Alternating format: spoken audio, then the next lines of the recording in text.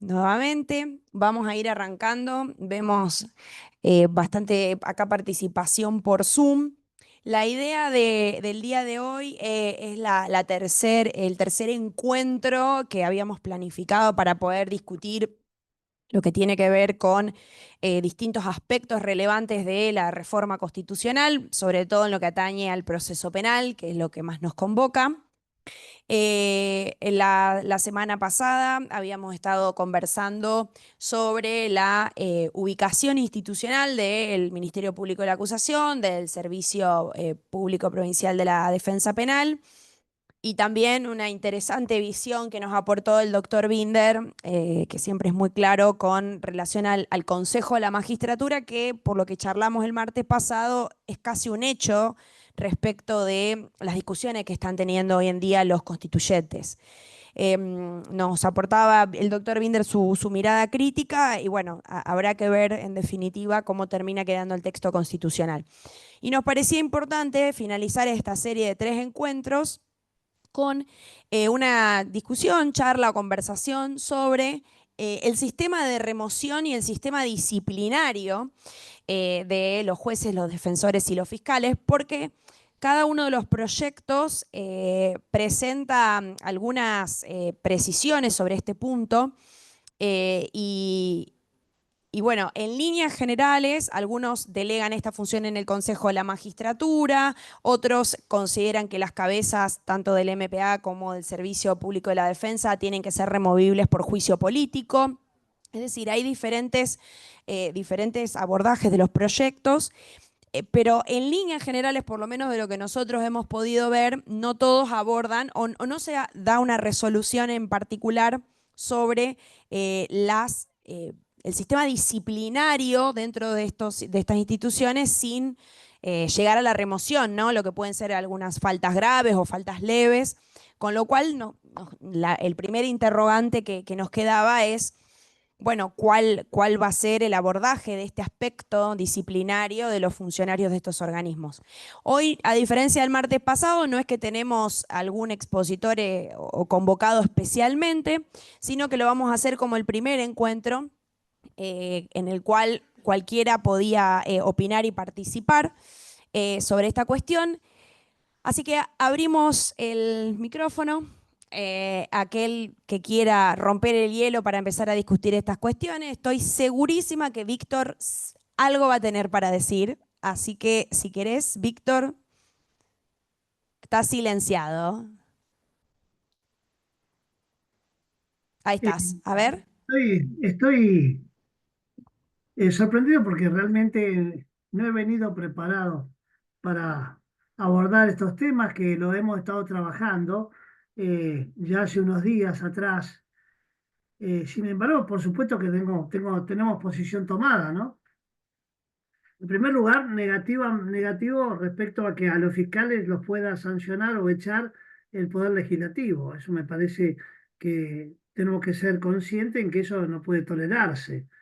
Hay que fortalecer al Ministerio Público de la Acusación y las sanciones de los fiscales deben ser tomadas por el fiscal general, con el auditor, en todo caso con un consenso de los regionales, como quieran. Cualquier sistema es bueno, pero no que se delegue en el Ministerio, en la Cámara Legislativa.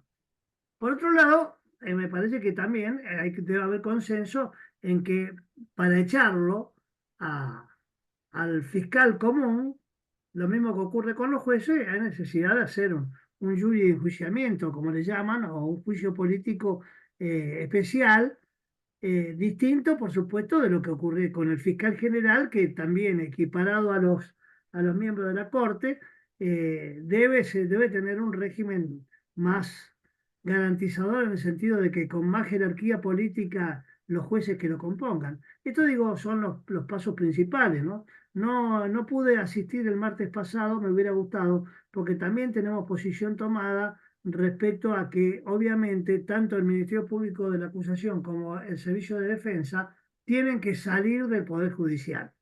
Después vemos dónde lo ubicamos. Si lo queremos ubicar dentro del Poder Ejecutivo, que a mí me parece lo más eficaz, o constituirlo en un cuarto poder, que significaría una cosa bastante compleja porque hay que generar toda una autonomía, una organización diferente. Pero bueno, de cualquier forma, lo que no puede haber duda es que para garantizar el modelo acusatorio, a los fiscales y a los defensores públicos no lo podemos tener jerárquicamente dependiendo de la Corte Suprema de Justicia, como ocurre en estos casos. Es decir, esto para romper un poco el hielo, no sé qué, qué tienen ustedes para decir de los proyectos que ya conocen, que yo por otra parte no los conozco, sinceramente les digo. Ahora podemos seguir con por ahí charlando el tema de hoy, pero nos parece interesante no dejar pasar la oportunidad de lo que vos has comentado, Víctor, de la ubicación institucional de la Fiscalía y la Defensa dentro del Poder Ejecutivo, porque ninguno de los proyectos, por lo menos que yo tenga presente o recuerde, plantea esa posibilidad. O lo dejan dentro del Poder Judicial o lo configuran como un órgano extrapoder. Entonces, por ahí es interesante, creo que te he escuchado ya sentar esta postura. ¿Por qué vos consideras que estas dos instituciones deberían estar dentro de la órbita del Poder Ejecutivo? Porque lo que sí se discutió el martes pasado, que sí lo traen algunos proyectos, es hacer coincidir el mandato, sobre todo del fiscal general, con la designación del gobernador. O sea, hacer coincidir el lapso de 4 años de duración de mandato, pero desde el momento en que asume el gobernador. Eh, por ahí estaría bueno escuchar tu postura, más allá que no sea específicamente el tema del día de hoy, respecto de esta ubicación que no está prevista en los proyectos, no deja de ser interesante. Sí, Sabrina, eh, desde hace muchísimos años, no sé cuántos, pero siempre en los ámbitos académicos, los congresos a los que hemos asistido, en la misma cátedra, en la facultad, sostuvimos de que históricamente, cuando Montesquieu pensó la división de funciones, a los fiscales los ubicó en el Poder Ejecutivo, porque el Poder Ejecutivo es el que tiene por función esencial hacer cumplir las leyes, administrar el Estado y hacer cumplir las leyes. Leyes que a su vez la dicta el Poder Legislativo. Ahí están las dos funciones claramente diferenciadas. Y el Poder Judicial, la tercera función que Montesquieu pensaba para resolver los conflictos que ocurren cuando alguien viola esa ley. Cuando alguien viola esa ley, sea quien sea el que la viola. Es decir, pedir que se aplique una pena no es lo mismo que juzgar que corresponde aplicar la pena, obvio. Esto de los romanos para acá da lugar a la división entre la acción y la jurisdicción. Y en esa división de funciones claramente es insostenible que el Poder Judicial tenga las dos funciones a su cargo, tanto pedir la pena como aplicar la pena. Es insostenible porque el mismo jefe, la Corte Suprema, el mismo superior, estaría haciendo, teniendo la posibilidad de alguna manera incidir en las decisiones de esos dos funcionarios. Se me dirá, no, pero no, porque tiene autonomía, porque si bien está dentro del Poder Judicial, no. No se puede hablar de autonomía cuando la fiscal general para cubrir vacantes depende de la corte que le designe los empleados. O sea, si yo para tener empleados dependo de otros, yo no tengo autonomía. ¿Qué me vienen a hablar de autonomía? Eh, Hasta de los mismos salarios, porque si hay alguien que lucha por quedarse dentro del Poder Judicial, son aquellos que tienen el temor de que pierda, no se le garantice seguir enganchado con el Poder Judicial de la Nación, conquista obtenida ya por el año 73 con el gobierno de Silvestre Benis, cuando dijo por igual trabajo, igual remuneración. Entonces no puede ganar menos un juez de la provincia que un juez de la nación. Y ahí quedamos todos los empleados, yo en esa época era empleado, todos enganchados a lo que ganaba el poder de la nación. Una cosa muy discutible desde el punto de vista federalista, porque al final los salarios de los jueces lo está disponiendo la nación. En realidad no es así. En realidad lo que hace la nación es regular los propios salarios de sus jueces. Lo que la provincia tiene que ver es si quiere seguir enganchado o no, y cada vez que haya un aumento lo puede decidir. Entonces, a mí me parece está bien tener como patrón lo que gana un juez de la nación para después fijar el juez de la provincia, siempre y cuando sea razonable, porque si en la nación deciden poner un salario, no sé, disparatado, obviamente, o al revés, no le aumentan los sueldos y los jueces en la Santa Fe merecen que se le aumente, bueno, no hay por qué estar, hacer del enganche una cosa definitiva. Pero bueno, el tema es que así como tradicionalmente se decidió eso, los argumentos que se usaron para la reforma del 94 son los que nunca nos convencieron. En el 94 se sostuvo que si el fiscal estaba en el ámbito del Poder Ejecutivo, era presa fácil de las decisiones políticas, y la palabra política en esa época y todavía hoy está cargada de un enorme tinte peyorativo, porque es malo lo político. La política iba a incidir en las decisiones de los fiscales y eso no era bueno para un Poder Judicial que se decía apolítico. Todos esos argumentos desde el punto de vista filosófico, desde el punto de vista ideológico, son inconcebibles, son insostenibles. Al fiscal, que es un eficaz funcionario, que cumple con la ley a rajatabla, que lo hace de buena fe, con ética, lo pongas donde lo pongas, en el legislativo, en el judicial o en el ejecutivo, va a cumplir con su función correctamente. Estoy seguro que no va a haber diferencia. De la misma forma, aquel fiscal, que es un tipo fácil de convencer de que hay que ir por otro lado, que no le importa lo que diga la ley, porque cualquier cosa ponderamos y aplicamos la ley que se nos ocurre para hacer justicia, eso sí, para hacer justicia. Ese fiscal, si lo pones en el Ejecutivo, es más fácil llegar a lo mejor. Pero si lo pones en el Legislativo, tampoco hay dificultad. Y si lo pones en el Judicial, tampoco hay dificultad. Es cuestión de tener el teléfono del celular del fiscal para que el gobernador, el ministro o el que sea, lo llame y le diga, mire, nos interesaría que este caso se resuelva de tal forma. Ahí hay dos fallas. Una falla ética del funcionario del Ejecutivo que está haciendo el llamado y una falla ética del fiscal que está recibiéndolo. Esa falla ética no tiene nada que ver con lo ideológico. Esto lo estudia Foucault cuando estudia el poder en su esencia y distingue lo que son los componentes ideológicos del poder de los componentes que él llama patológicos, y a mí siempre me ha gustado señalarlo porque me parece muy gráfico. Cuando alguien hace algo dentro de lo ideológico es una cosa, podemos discutirlo, pero nadie duda de la buena fe del que esté interpretando de una forma u de otra la ley. Es una cuestión de interpretación, de ponderación. Podré ser positivista o podré ser naturalista, pero estoy en el ámbito siempre ideológico.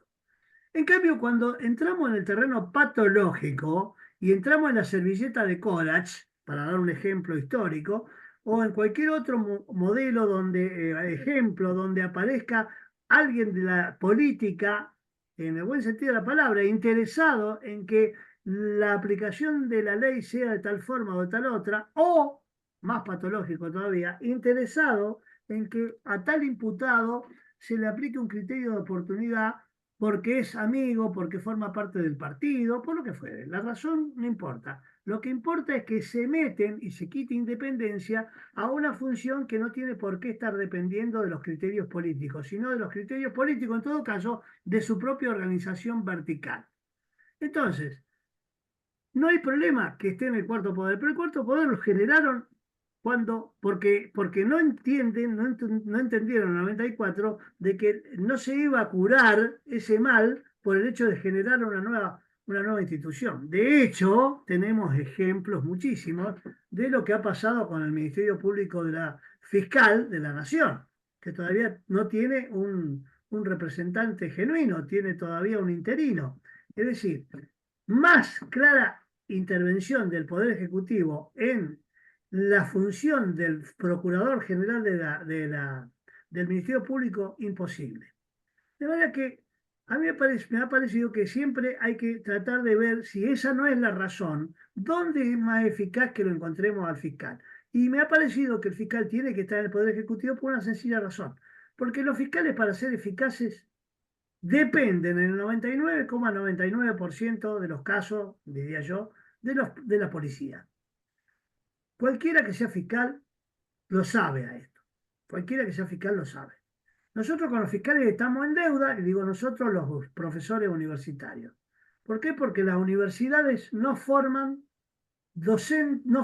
abogados para ejercer la función fiscal. Las universidades argentinas en general lo que forman son abogados para litigar. pero no para ejercer la función del fiscal, que es muy diferente, porque la ética del fiscal es diferente, porque las tareas son distintas. Entonces, por un lado, a nivel universitario, no hay una formación específica del fiscal. Lo largamos, pobrecito, a que estudie, después por su cuenta, haga curso de posgrado, se la rebusque y trate de aprobar un concurso más o menos felizmente.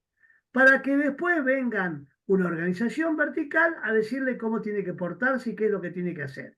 Y acá puede dar un abreviado y acá no lo puede dar. Y acá puede firmar un criterio de oportunidad y acá no. De acuerdo en algunos casos, y ahí viene lo patológico, de acuerdo al espíritu del superior fiscal regional o general que en ese momento esté analizando el caso.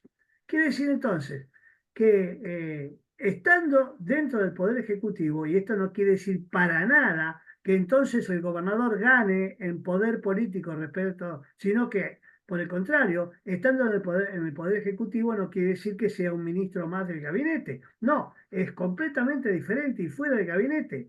El fiscal general, así pensado, incluso podría ser elegido por el pueblo, esto cada 5 años, cada 4 años, como es el gobernador, pero nunca estaría en una relación directa de dependencia del gobernador. Tendría la autonomía, la autarquía que tiene que tener el fiscal general para comandar su tropa. Tropa en la que también integrarían fuerzas policiales, que estando dentro del Poder Ejecutivo no habría ningún problema en moverlas y decir, bueno, todo esto va, así como hay parte de la policía que trabaja en tránsito, hay parte de la policía que trabaja en los grupos de tarea, bueno, hay una policía que se tiene que dedicar a la investigación. De hecho, es este. Entonces, esa policía que pase directamente a depender de los fiscales. Bueno, es para más largo la cosa, pero ya veo que la discusión está solamente, ¿lo dejamos dentro del Poder Judicial o lo formamos como autónomo? Parece que sí, Víctor, que parece que sí, y bueno, por ahora no sé si ya hay algún consenso al respecto.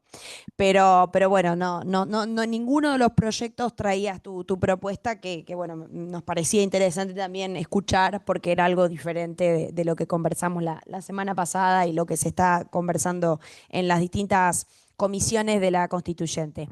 No sé si algún otro de los presentes que está por Zoom, que no, la mayoría tiene la cámara apagada, quiere hacer alguna opinión o manifestar alguna opinión respecto de eh, hay otro tema que se charló el martes pasado que aplica al sistema de selección, pero también lo prevén los proyectos para la remoción de los funcionarios, que tiene que ver con la constitución de un Consejo de la Magistratura permanente o un Consejo de la Magistratura ad hoc para cada caso en concreto.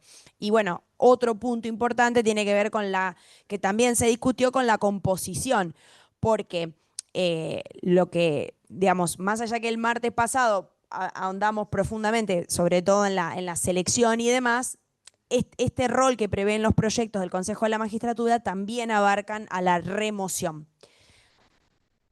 Así que bueno, no sé si algún otro de los presentes quiere hacer uso de la palabra.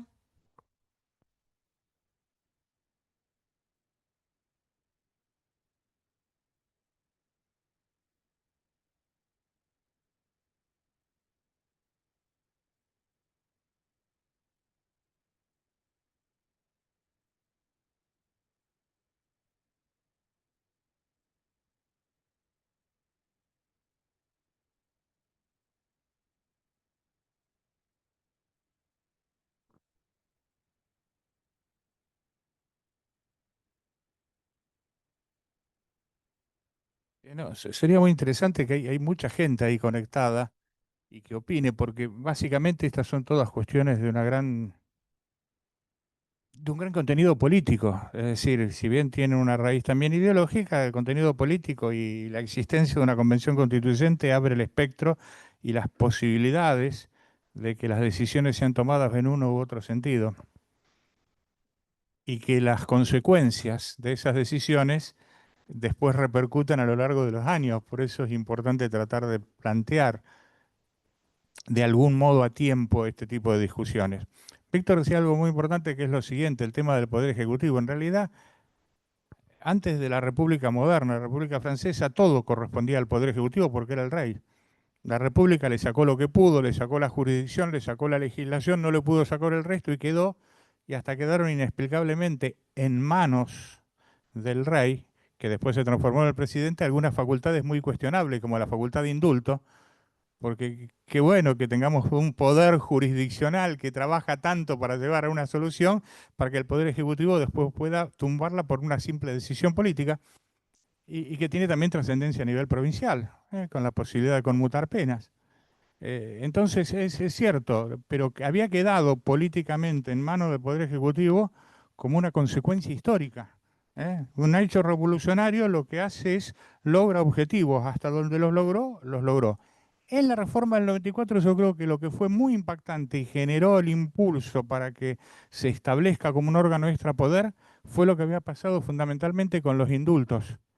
Durante el gobierno de Menem hubo indultos y hubo fiscales que se negaron a aceptar la constitucionalidad de esos indultos.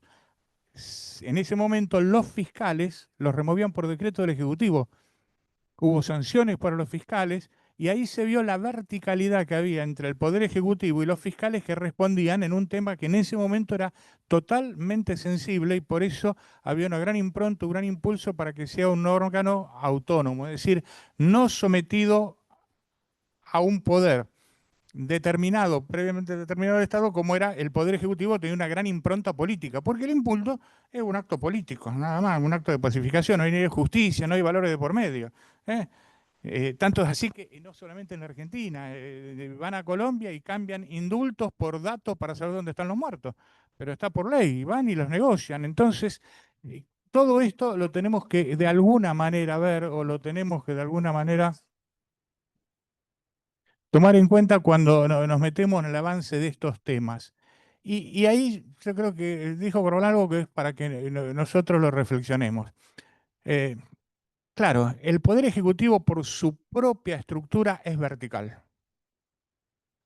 Ahora, dentro de esa verticalidad, admite una subestructura que tenga un suficiente grado de autonomía como para no estar obligada a cumplir órdenes que se le impongan desde la cabeza del Poder Ejecutivo. Porque la clave no es dónde lo ponemos, sino qué ámbito de autonomía real, qué ámbito de libertad nosotros le damos. Si uno lo incorpora como estaba en la República Argentina hasta la reforma del 94, dentro de la estructura del Poder Ejecutivo, por debajo del presidente vienen los fiscales y el presidente le da orden a los fiscales. En cambio, si es una subestructura, más allá de que presupuestariamente, que también tiene su vinculación, o estructuralmente integre uno de los tres poderes tradicionales, que son tres nada más que por una cuestión histórica, porque cuando le sacaron al rey lograron sacarle dos, más uno que quedó, los ejecutivos son tres, pero podrían haber sido cinco en ese momento. Entonces, nada más que por eso, entonces está el grado de libertad que tengan los fiscales. Y yo creo que el grado de libertad está dado por el grado de responsabilidad. Yo creo que la clave de todo eso está en la rendición de cuentas. Está en la rendición de cuentas. Los viejos españoles, el viejo gobierno español, que algunas cosas sí la tenía, hasta los jueces cuando dejaban la audiencia, rendían cuenta y explicaban lo que habían hecho. ¿eh? Cambio, acá tenemos problemas para todos los mecanismos de selección, tenemos problemas para los mecanismos de remoción, pero las jubilaciones son automáticas, nadie rinde cuentas, nadie explica lo que hizo, por qué lo hizo y a nadie se le pide rendición de cuentas. Entonces, hoy por hoy, el MPA y la defensa pública se presentan una vez por año alternadamente entre los legisladores y por lo menos explican lo que están haciendo y por qué lo hacen. Por lo menos hay alguien que los escuche. Sin necesidad de que sea un órgano extrapoder, pero sí tienen un mecanismo de rendición de cuentas. Entonces, personalmente creo que más allá de dónde lo ponemos, que parece que es algo que nos molesta en la mano, dónde ponemos los fiscales, está el hecho de cómo hacemos que las decisiones político-criminales estén en cabeza de la Fiscalía y que esa cabeza de la Fiscalía explique qué decidió y rinda cuentas del modo en que sus decisiones fueron llevadas a cabo. Entonces, ese mecanismo institucional le permite al conjunto de la sociedad ver lo que está pasando. Lo otro, y podrán estar en el Poder Judicial y van a decir por qué le tienen que cumplir o por qué tiene que estar sometido a la Corte. Y podrán estar en el Poder Ejecutivo. Los rusos lo tuvieron en la Unión Soviética sometido al Poder Legislativo porque era unicameral y además de partido único. Entonces era verticalista. Y entonces Cuando el fiscal tiene poder, como lo tienen en los sistemas acusatorios adversariales que actualmente se están implementando, lo tiene de una manera superlativa, el fiscal concentra poder. Entonces el tema es cómo se controla el poder del fiscal y cómo se le da espacio para que pueda ejercerlo. Lo demás a veces es anecdótico y a veces lo que trae es consecuencias jurídicas en donde termina siendo de algún modo sometido la fiscalía a la impronta o sometido la fiscalía institucionalmente a algún otro poder, lo cual limita sus posibilidades de actuación. Ahora, estas decisiones están hoy sobre la mesa para que los tome la Convención Constituyente y sus consecuencias van a durar años. Bueno, ¿Puedo hacer un agregadito a lo que decía Raúl, que me parecía interesante en uno de los proyectos, por lo menos que observé en esto de la rendición de cuentas? Uno de los proyectos prevé para los, ahora voy a ver si lo prevé también para los fiscales y los defensores, pero esto de la rendición de cuentas en general de todos los funcionarios, uno de los proyectos prevé que todos los jueces tienen el deber de rendir cuenta de su labor profesional y de su aptitud física, psíquica y ética cada 5 años, del modo que una ley especial determine, constituyendo su incumplimiento falta grave. Por lo menos es algo que me llamó la atención. Recuerdo que hubo una noticia de una jueza de Neuquén que es conocida, que se llama Leticia Lorenzo, que en su momento ella había decidido presentarse a un nuevo concurso de jueza, ya teniendo el cargo de jueza, para revalidar su conocimiento luego de varios años en su función. Y la verdad que es algo interesante, no estamos por ahí acostumbrados a que los funcionarios tengan que actualizar o revalidar su conocimiento y todas estas aptitudes para seguir en sus cargos. Así que me parece no sé cuál será el grado de aceptación de esta norma, pero me parece una norma novedosa en comparación a la estructura que tenemos hoy. Estoy rastreando si también los fiscales y defensores tienen que cumplir con esta rendición.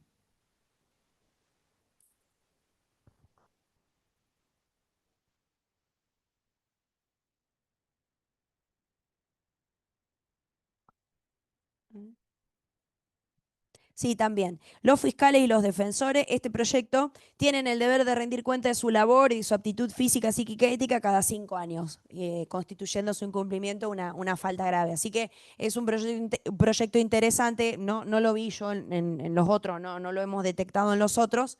Bueno, habrá que ver, obviamente, ¿no?, qué sucede. No sé si alguno de los otros presentes, veo personal o funcionarios del MPA, quieren hacer algún aporte u opinión.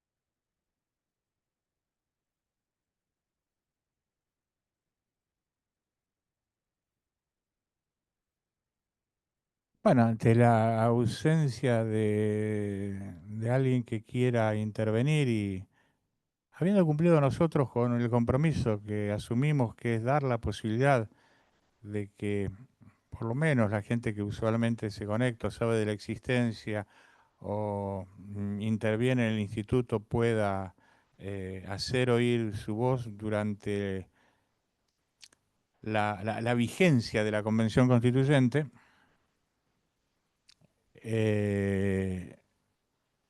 Lo que resalto es la importancia de que el colegio sin ningún tipo de cortapisas otorgue esta posibilidad, donde no hay limitaciones, nadie le pregunta a quienes se incorporan electrónicamente o quienes quisiesen venir personalmente quiénes son, de dónde vienen, y el micrófono está a disposición de todos. Sobre el régimen disciplinario, sí, algo que yo entiendo, si yo a una institución a la que le reconozco autarquía, autonomía intermanente, no le permito que tenga su propio régimen disciplinario que le ejecute, le estoy restando autoridad. O sea, ya es una forma de hacer nacer eh, sin poder a lo que se quiere proponer como una especie de nuevo poder. Es esencial de que tenga una tremenda impronta de superintendencia interna, de que tenga muchas facultades, porque eso es lo que le va a permitir gobernar un órgano que en este momento tiene 160 fiscales, más todos los demás. Entonces, si uno no tiene poder interno para poder, para de alguna manera tomar decisiones y verificar cómo se cumplen y verificar cómo se actúan. Y bueno, si no hay poder hacia lo interno, hacer que el sistema funcione es bastante difícil. Eso es algo básico, es medio vaciarlo de poder. Y el problema está en que en ese sistema de vaciamiento, si ese mismo poder se traslada a otro órgano, puede haber implícitamente una posibilidad incluso hasta de sometimiento, que sería lo institucionalmente más grave. No quiero que, ni digo que esté la intención, pero puede producirse el efecto, más allá de que la intención no esté presente. Necesitamos buenos fiscales comprometidos con la ley y no vamos a, o no vale, está bien, no hay que pensar en que los fiscales hagan mal las cosas, ¿eh? Pero vale la pena tener mecanismos internos, mecanismos externos de control, y tener límites o tener pautas que permitan establecer responsabilidades, que el poder sea igual a responsabilidad. Necesitamos un servicio público de defensa y discutir si ese servicio público de defensa va a ser más eficaz siendo integral o estando limitado al ámbito penal, y dar esa discusión ahora como para que quede de alguna manera no del todo a lo mejor saldada, pero sí encaminada. O sea, necesitamos que los defensores tengan una representación integral de todas las personas que de alguna manera entran dentro del sistema de administración penal, o queremos un tratamiento especial, diferenciado para aquellos que quedan bajo la impronta del derecho penal. Es el momento de discutirlo. Más allá de lo que se decida, lo válido es que la discusión se dé con anterioridad y la decisión se tome conscientemente.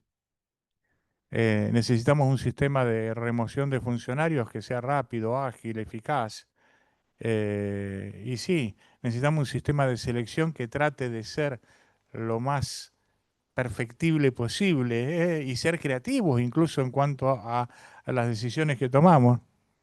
Decíamos en la primera reunión que, o en una de las reuniones que yo estuve, decíamos que en este momento, a nivel de derecho laboral, creo que hay 9 meses de prueba. Uno entra en una empresa y está 9 meses sometido a prueba. Y sin embargo, en estos cargos que son tan relevantes, tan importantes, no hay ni 5 minutos, porque la inamovilidad comienza en el momento después del juramento. ¿Eh? Entonces, el error en la selección que siempre se puede hacer tiene todo un trámite muy largo, engorroso, difícil para eventualmente para ser subsanable. Bueno, si pensamos en términos de lo que es lo que ahora propaga como la eficacia empresaria, la quieren llevar a esos extremos en las empresas privadas. Bueno, aquí por lo menos ser creativo, por lo menos plantearnos esto y tener en cuenta de que de lo que salga de esta reforma constitucional, van a surgir normas que permitan, posibilitan o por lo menos no obstaculicen un mejor funcionamiento institucional.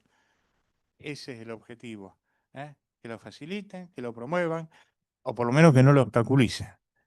Y para eso, la mejor garantía está en que todas estas cuestiones, entre los que tienen el poder democráticamente obtenido por el voto de los ciudadanos de tomar las decisiones, se debatan y se debatan en cuanto a sus verdaderos alcances políticos.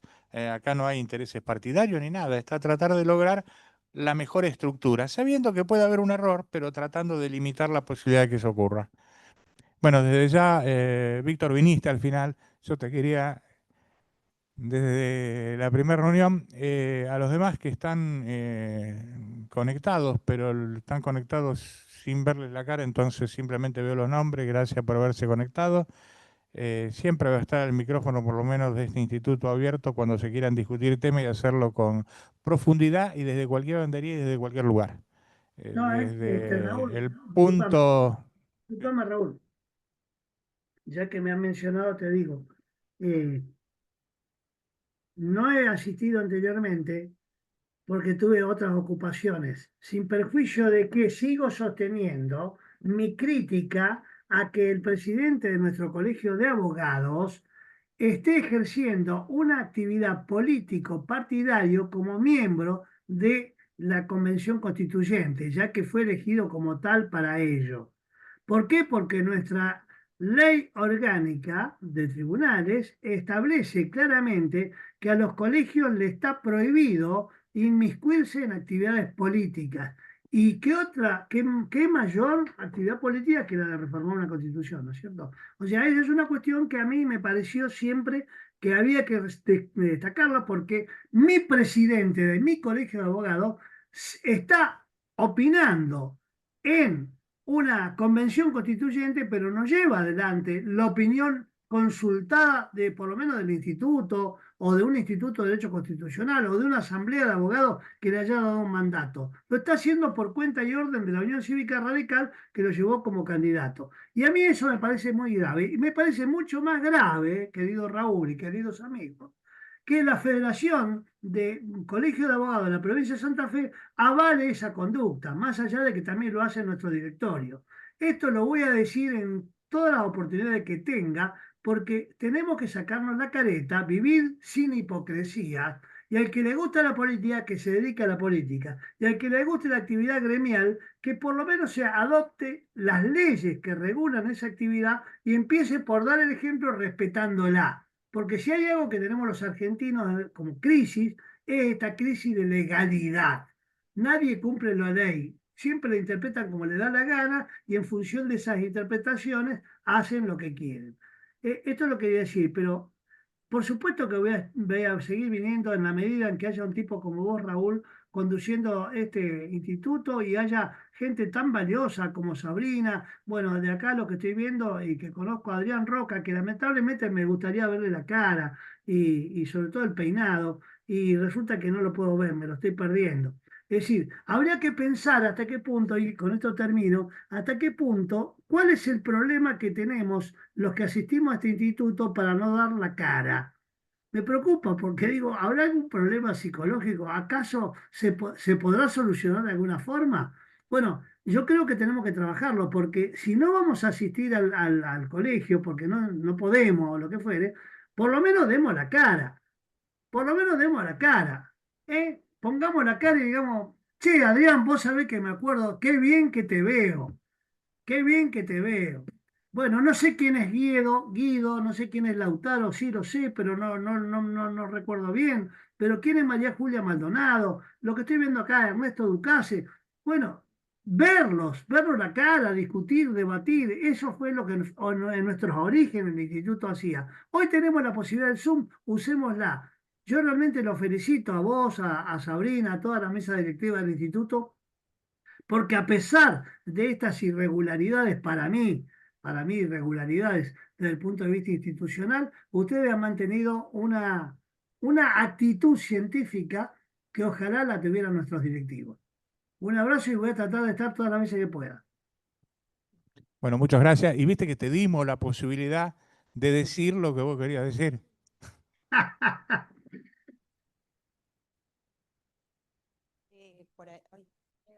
Hola, hola, ahí está, no, ahí se escucha. No, por ahí está bueno también replantearnos que a veces las dinámicas del instituto plantean siempre alguien exponiendo y esta era una invitación más bien a debatir, lo cual también generaba o pretendía generar el interés en leer los proyectos o ver cuáles son estos temas que en definitiva afectan. Claro, afectan el quehacer del proceso penal de todos los días y bueno, un poco la idea era invitar al debate. También dejo como reflexión un poco plantearnos este espacio del instituto y del colegio de abogados como un lugar de debate, ¿no? Esa era la idea y ese era el objetivo. Pero bueno, no sé, Raúl, si vos querés decir algo más.